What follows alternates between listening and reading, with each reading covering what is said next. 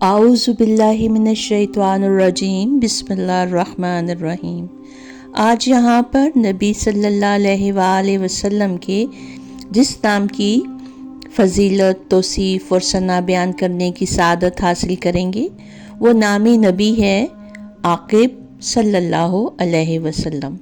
مسلمانوں، میں تم میں وہ چیز چھوڑ چلا ہوں کہ اگر تم اسے مضبوطی سے پکڑ لو گے تو کبھی گمراہ نہ ہوگے۔ وہ چیز قرآن ہے، اللہ کی آخری کتاب۔ لوگو، نہ میرے بعد کوئی پیغمبر آئے گا اور نہ کوئی جدید امت پیدا ہونے والی ہے۔ تلقین اور ہدایت کا کام اب تمہیں ہی کرنا ہوگا۔ خوب سن لو کہ اپنے پروردگار کی عبادت کرو، پنجگانہ نماز ادا کرو، سال میں 1 ماہ رمضان المبارک کے روزے رکھو، مالوں کی زکوٰۃ خوش دلی سے ادا کرو، خانہ خدا کا حج بجا لاؤ اور اپنے اولیاء امور و حکام کی اطاعت کرو، جس کی جزا یہ ہے کہ پروردگار عالم تمہیں فردوس بری میں داخل کرے گا۔ لوگو، قیامت کے دن تم لوگوں سے میری بابت دریافت کیا جائے گا۔ مجھے بتاؤ کہ اس وقت تم کیا جواب دو گے؟ مسلمانوں نے جواب دیا کہ یا رسول اللہ، ہم شہادت دیتے ہیں کہ آپ صلی اللہ علیہ وآلہ وسلم نے اللہ کے احکام ہمیں پہنچا دیے۔ آپ صلی اللہ علیہ وآلہ وسلم نے رسالت اور نبوت کا حق ادا کر دیا۔ آپ صلی اللہ علیہ وآلہ وسلم نے ہمیں کھرے اور کھوٹے کی پہچان بتا دی۔ یہ سننے کے بعد اللہ کے آخری نبی صلی اللہ علیہ وآلہ وسلم نے آسمان کی طرف دیکھا اور فرمایا، خدایا سن لے، تیرے بندے گواہی دے رہے ہیں، اقرار کر رہے ہیں۔ پھر لوگوں سے کہا، لوگو، آج کے دن جو یہاں موجود ہیں وہ ان لوگوں کو جو یہاں موجود نہیں ان تمام امور کی تبلیغ کرتے رہیں۔ ممکن ہے کہ بعض سامعین سے وہ لوگ زیادہ بہتر طریقے پر اس کلام کو یاد رکھیں اور اس کی حفاظت کرنے والے ہوں۔ یہ آخری خطبہ اسلامی تعلیمات کا خلاصہ اور نچوڑ ہے، جس میں تمام حقوق واضح کرنے کے بعد ہر مسلمان کو قیامت تک کے لیے تبلیغ و اشاعت دین کا ذمہ دار بنا دیا گیا۔ اب کوئی نبی نہیں آئے گا، کوئی نجات دہندہ پیدا نہیں ہوگا، لیکن کرۂ ارض پر جب تک ایک مسلمان بھی زندہ ہے تو رشد و ہدایت کا یہ فرض اسے ادا کرنا ہے۔ اس آخری فرمان کے یہی معنی ہے۔ حضرت محمد صلی اللہ علیہ وآلہ وسلم نے خطبہ تمام کیا تو وحی نازل ہوئی، ارشاد ربانی ہوا، آج میں نے تمہارے دین کو تمہارے لیے کامل کر دیا اور تم پر اپنی نعمت کو پورا کر دیا اور تمہارے لیے اسلام کا دین ہونا پسند کر لیا۔ اس کے معنی تھے کہ قیامت تک آنے والے ہر انسان کے لیے اس دین کو پسند کر لیا گیا تھا اور ہر نبی نے اپنے اپنے وقت میں جس کی خبر دی تھی وہ آج مکمل ہو گیا تھا، چنانچہ اب کسی تفسیر اور اضافے کی گنجائش نہ تھی۔ عاقب کے لغوی معنی بعد میں آنے والا، انجام دینے والا، سب کو پیچھے چھوڑ دینے والا ہے۔ اصطلاحی طور پر عاقب سے مراد وہ ہستی ہے جو نبیوں کے سلسلے کو ختم کرنے والا آخری نبی ہو۔ حضرت جبیر بن معطم رضی اللہ تعالی عنہ سے روایت ہے کہ نبی کریم صلی اللہ علیہ وآلہ وسلم نے فرمایا، میرے کئی نام ہیں، میں محمد ہوں، میں احمد ہوں، میں ماہی ہوں، اللہ تعالیٰ میرے ذریعے کفر کو مٹا دے گا، میں حاشر ہوں کہ لوگ میرے قدموں میں جمع کیے جائیں گے، میں عاقب ہوں، یعنی میرے بعد کوئی نبی نہیں۔ نبی کریم صلی اللہ علیہ وآلہ وسلم کا یہ لقب اس حقیقت کو بیان کرتا ہے کہ آپ صلی اللہ علیہ وآلہ وسلم کے بعد کوئی نبی نہیں آئے گا، یعنی عاقب ہونے کی سب سے بڑی فضیلت ہے۔ آپ صلی اللہ علیہ وآلہ وسلم کے ذریعے پچھلی تمام شریعت کا خاتمہ ہوا اور اسلام مکمل ضابطۂ حیات بن کر آیا۔ آپ صلی اللہ علیہ وآلہ وسلم کی نبوت قیامت تک باقی رہنے والی ہے اور قرآن کریم اللہ کی آخری کتاب ہے۔ نبی کریم صلی اللہ علیہ وآلہ وسلم عاقب ہونے کے ساتھ ساتھ سید المرسلین بھی ہیں، یعنی تمام انبیاء کے سردار۔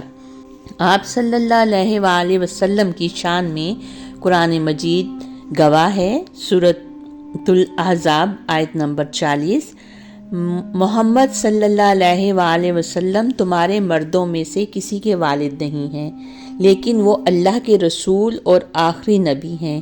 نبی کریم صلی اللہ علیہ وآلہ وسلم کی نبوت سب کے لیے ہے۔ اللہ تعالیٰ فرماتے ہیں سورۃ سبا آیت نمبر 28، اور اے نبی، ہم نے آپ کو تمام انسانوں کے لیے خوشخبری دینے والا اور ڈرانے والا بنا کر بھیجا ہے، لیکن اکثر لوگ یہ حقیقت نہیں جانتے۔ نبی کریم صلی اللہ علیہ وآلہ وسلم کو دین مکمل کرنے والا نبی بنایا گیا۔ اللہ تعالیٰ فرماتے ہیں سورۃ المائدہ آیت نمبر 3، آج میں نے تمہارے لیے تمہارا دین مکمل کر دیا اور تم پر اپنی نعمت پوری کر دی، اور تمہارے لیے اسلام کو بطور دین پسند کر لیا۔ چونکہ دین مکمل ہو چکا ہے، اس لیے کسی اور نبی کی ضرورت باقی نہیں رہی، اور یہی عاقب ہونے کی سب سے بڑی دلیل ہے۔ نبی کریم صلی اللہ علیہ وآلہ وسلم کے بعد کوئی نبی نہیں آئے گا۔ اللہ تعالیٰ قرآن پاک میں فرماتے ہیں سورۃ الغافر آیت نمبر 78، اور یقیناً ہم نے آپ سے پہلے بھی رسول بھیجے، ان میں سے بعض کے حالات ہم نے آپ کو بیان کیے اور بعض کے حالات بیان نہیں کیے، اور کسی رسول کے لیے یہ ممکن نہیں کہ وہ اللہ کی اجازت کے بغیر کوئی نشانی لے آئے۔ پھر جب اللہ کا حکم آ جائے گا تو حق کے ساتھ فیصلہ کر دیا جائے گا، اور اس مقام پر باطل پرست خسارے میں رہیں گے۔ یہ آیت اس حقیقت کی طرف اشارہ کرتی ہے کہ تمام رسولوں کا ذکر مکمل ہو چکا، اور ان کے بعد کوئی رسول نہیں آئے گا۔ نبی کریم صلی اللہ علیہ وآلہ وسلم تمام انبیاء کے خاتم ہیں۔ اللہ تعالیٰ فرماتے ہیں سورۃ النساء آیت نمبر 163، بے شک ہم نے آپ کی طرف اسی طرح وحی بھیجی جیسے نوح اور ان کے بعد آنے والے نبیوں کی طرف وحی بھیجی تھی۔ یہ اس بات کی دلیل ہے کہ نبی کریم صلی اللہ علیہ وآلہ وسلم تمام انبیاء کے سلسلے کی آخری کڑی ہیں، اور اس کے بعد کسی اور نبی کی ضرورت نہیں رہی۔ نبی کریم صلی اللہ علیہ وآلہ وسلم کے عاقب ہونے کی تصدیق میں اور آخر تاریخ میں ایک ایمان افروز واقعہ درج ہے، جو نبی کریم صلی اللہ علیہ وآلہ وسلم کے عاقب یعنی آخری نبی ہونے کی سچائی کو ثابت کرتا ہے۔ نجران، جو کہ موجودہ سعودی عرب میں ایک عیسائی اکثریت علاقہ تھا، جہاں کے لوگ حضرت عیسیٰ علیہ السلام کو اللہ کا بیٹا مانتے تھے، جب نبی کریم صلی اللہ علیہ وآلہ وسلم نے انہیں اسلام کی دعوت دی تو نجران کے 60 علماء اور راہبوں پر مشتمل ایک وقت مدینہ منورہ آیا تاکہ نبی کریم صلی اللہ علیہ وآلہ وسلم سے مباحثہ کرے۔ جب نجران کے عیسائیوں نے آپ صلی اللہ علیہ وآلہ وسلم سے بحث کی کہ عیسیٰ علیہ السلام اللہ کے بیٹے ہیں، تو اللہ تعالیٰ نے وحی نازل فرمائی۔ سورۃ آل عمران آیت نمبر 59، بے شک عیسیٰ کی مثال اللہ کے نزدیک آدم کی سی ہے، جسے اللہ نے مٹی سے پیدا کیا، پھر فرمایا ہو جا تو وہ ہو گیا۔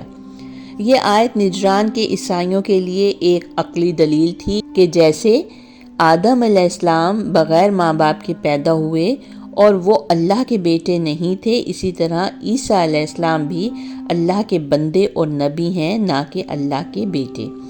نبی کریم صلی اللہ علیہ وآلہ وسلم نے نجران کے عیسائیوں کو مباہلہ کی دعوت دی، جس کا ذکر قرآن میں آیا ہے۔ سورۃ آل عمران آیت نمبر 61، جو کوئی اس مباہلہ میں تم سے جھگڑا کرے بعد اس کے کہ تمہارے پاس صحیح علم آ چکا، تو کہہ دو آؤ ہم اپنے بیٹوں کو بلاتے ہیں اور تمہارے بیٹوں کو، ہم اپنی عورتوں کو بلاتے ہیں اور تمہاری عورتوں کو، ہم اپنے نفسوں کو بلاتے ہیں اور تمہارے نفسوں کو، پھر ہم دعا کرتے ہیں اور جھوٹوں پر اللہ کی لعنت بھیجتے ہیں۔ نبی کریم صلی اللہ علیہ وآلہ وسلم اپنے ساتھ حضرت حسن، حضرت حسین، حضرت فاطمہ اور حضرت علی رضی اللہ تعالی عنہ کو لے کر آئے۔ جب نجران کے عیسائیوں نے دیکھا کہ اللہ کے نبی اپنے سب سے قریبی اور محبوب افراد کے ساتھ آئے ہیں تو وہ خوف زدہ ہو گئے۔ انہوں نے کہا اگر یہ واقعی ہی اللہ کے سچے نبی ہیں اور ہم نے ان سے مباہلہ کیا تو ہم تباہ ہو جائیں گے۔ چنانچہ انہوں نے مباہلہ سے انکار کر دیا اور صلح کا معاہدہ کر کے جزیہ دینے پر راضی ہو گئے۔ کہ اہل تصوف کے نزدیک عاقب صرف آخری نبی ہونے کا مفہوم نہیں رکھتا، بلکہ اس کے ساتھ کمال نبوت اور فیض محمدی کا بھی تصور جڑا ہوا ہے۔ نبی کریم صلی اللہ علیہ وآلہ وسلم پر نبوت کا دروازہ مکمل طور پر بند ہو گیا، یعنی آپ کے بعد کوئی نبی نہیں آئے گا، لیکن باطنی فیوض اور روحانی برکتیں قیامت تک جاری رہیں گی، جنہیں اولیاء، صدیقین اور سالکین حاصل کرتے رہیں گے۔ آپ صلی اللہ علیہ وآلہ وسلم کی نبوت کا نور ہر زمانے کے ہر اہل دل کو فیض یاب کرتا رہے گا۔ یہ تصور حدیث نبوی سے بھی ثابت ہوتا ہے۔ علماء وارثۃ الانبیاء، علماء انبیاء کے وارث ہیں۔ اہل تصوف نبی اکرم صلی اللہ علیہ وآلہ وسلم کی حقیقت کو صرف ظاہری شخصیت تک محدود نہیں مانتے، بلکہ آپ کو اولین اور آخرین کے سردار اور ساری کائنات کے مرکز کے طور پر دیکھتے ہیں۔ حضرت جلال الدین رومی رحمۃ اللہ فرماتے ہیں، اللہ نے مصطفیٰ صلی اللہ علیہ وآلہ وسلم سے وعدہ کیا کہ اگر آپ ظاہری طور پر پردہ فرما بھی جائیں تب بھی آپ کی تعلیمات اور نور کبھی ختم نہیں ہوگا۔ شیخ عبد القادر جیلانی رحمۃ اللہ فرماتے ہیں، نبوت کا دروازہ بند ہو گیا مگر ولایت کا دروازہ قیامت تک کھلا رہے گا، اور ولایت محمدی فیض سے ملتی ہے۔ نبی کریم صلی اللہ علیہ وآلہ وسلم کی روحانی تعلیمات اور نور قیامت تک علماء، صوفیاء اور اولیاء کے ذریعے سے امت تک پہنچتا رہے گا۔ یہی وجہ ہے کہ تصوف میں نبی کریم صلی اللہ علیہ وآلہ وسلم کو شیخ اکبر یعنی سب سے بڑا روحانی استاد کہا جاتا ہے، اور تمام سلاسل طریقت کا روحانی مرکز آپ صلی اللہ علیہ وآلہ وسلم ہی ہیں۔ اہل تصوف کے مطابق عاقب کے دو مفہوم ہیں، ایک ظاہری مفہوم اور دوسرا باطنی مفہوم۔ ظاہری مفہوم کے مطابق آپ صلی اللہ علیہ وآلہ وسلم آخری نبی ہیں اور آپ کے بعد کوئی نبی نہیں آئے گا، دین مکمل ہو چکا اور اب صرف اسی کی اتباع کرنی ہے۔ باطنی مفہوم میں آتا ہے کہ آپ صلی اللہ علیہ وآلہ وسلم پوری انسانیت کے لیے رہنمائی کا ذریعہ ہیں اور آپ کا نور ہمیشہ رہے گا۔ آپ کے قلب اطہر کا فیض اولیاء اور عاشقان رسول کے ذریعے جاری ہے، اور ہر زمانے کے اہل اللہ آپ کی تعلیمات سے روشنی حاصل کرتے ہیں۔ یہی وجہ ہے کہ اہل تصوف نبی کریم صلی اللہ علیہ وآلہ وسلم کے ذکر، محبت اور اتباع کو اپنی روحانی ترقی کا سب سے بڑا ذریعہ سمجھتے ہیں۔ تو آئیے ہم بھی مل کر عاقب صلی اللہ علیہ وآلہ وسلم پر درود و سلام بھیج کر اپنے بخت چمکا لیں۔ بسم اللہ الرحمن الرحیم۔ اللہم صلی علی محمد وعلی آل محمد کما صلیت علی ابراہیم وعلی آل ابراہیم انک حمید مجید۔ اللہم بارک علی محمد وعلی آل محمد کما بارکت علی ابراہیم وعلی آل ابراہیم انک حمید مجید۔ صدق اللہ العظیم۔